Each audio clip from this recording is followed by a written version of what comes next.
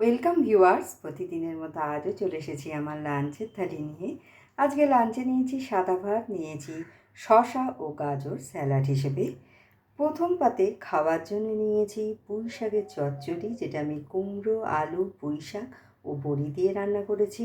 প্রথমে তেলে বড়িগুলো ভেজে তুলে নিয়ে ওই তেলের মধ্যে শুকনো লঙ্কা, তেজপাতা ও পাঁচফোড়ন ফোড়ন দিয়ে সবজিগুলো দিয়ে নাড়াচাড়া করে ভেজে রাখা বড়ি, নুন, হলুদ ও সামান্য মিষ্টি দিয়ে আমি এটা তৈরি করেছি। নিয়েছি দুটো কুমড়ো ভাজা, আলু ভাজা। ভাজাভুজিগুলো খাওয়ার জন্যে নিয়েছি মুগ ডাল, যেটা আমি তেজপাতা, জিরে ও শুকনো লঙ্কা ফোড়ন দিয়ে আদা বাটা দিয়ে রান্না করেছি। নিয়েছি আলু, পটল ও পনিরের রসা।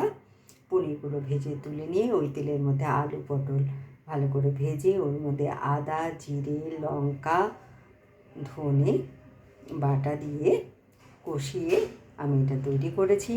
আর নামানোর সময় দিয়েছি একটু ঘি আর গরম মশলার গুঁড়ো।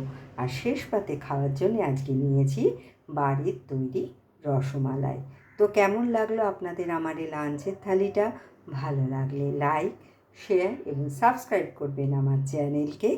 Thank you for watching.